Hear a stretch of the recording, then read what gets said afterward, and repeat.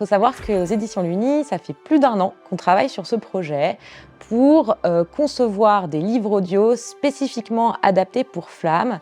Le but, c'était de raviver la flamme, de développer l'imaginaire, d'être dans une écoute immersive où l'enfant va pouvoir développer aussi sa mémoire, son vocabulaire. On a un peu repéré les thématiques qui étaient importantes pour les enfants de 7 à 11 ans, ce qu'ils aimaient, et on a commencé à travailler sur un catalogue de cette façon, à la fois sur des créations originales, donc avec des auteurs qui ont créé spécifiquement pour Flamme, mais aussi en partenariat avec des univers que les enfants connaissent déjà, mais sur lesquels on a voulu aussi créer des histoires toutes nouvelles, spécifiquement pour Flamme. Ensuite, donc, on a fait toute l'édition du texte avec l'auteur, on a travaillé ensemble sur le synopsis et tous les textes jusqu'à la moindre virgule.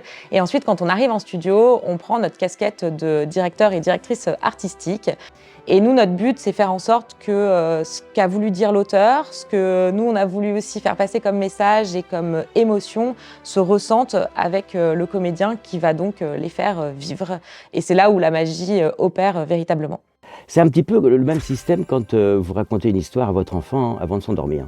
On prend un peu des voix. D'ailleurs, moi, j'ai le souvenir de mes filles que j'ai élevées, à qui je racontais des histoires avant de s'endormir. Et puis parfois aussi, elles étaient gardées par des nounous. Et après, elles me disaient « Ah, c'est pas bien » parce qu'elles ne mettent pas le ton quand elles racontent une histoire. Voilà. Donc il faut toujours penser finalement, quand on lit un livre, eh bien qu'on peut lire ça aussi pour des enfants ou des adultes, mais il faut intéresser donc l'auditeur. On travaille vraiment avec une trentaine d'interlocuteurs différents en externe qui font que nos productions sont de qualité, avec les auteurs, avec les comédiens, avec les studios, avec les ingénieurs du son, les sound designers. Alors, je peux vous donner 2 scoops sur les futures sorties de livres audio sur Flamme.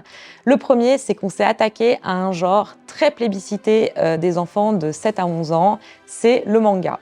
Et en audio, il fallait trouver la bonne façon de l'aborder pour retrouver vraiment les codes de ce genre littéraire. Donc on a vraiment voulu tenter cette aventure et on espère que ça vous plaira avec un titre qui va s'appeler Panique robotique et qui sera disponible dès octobre 2023. Le deuxième scoop que je peux vous donner, c'est qu'on travaille avec des partenaires pour adapter et pour créer des histoires originales à base d'univers déjà bien connus de tous les enfants. Et dès octobre 2023, vous allez pouvoir retrouver un super-héros qui, je suis sûre, est dans toutes les chambres de vos enfants.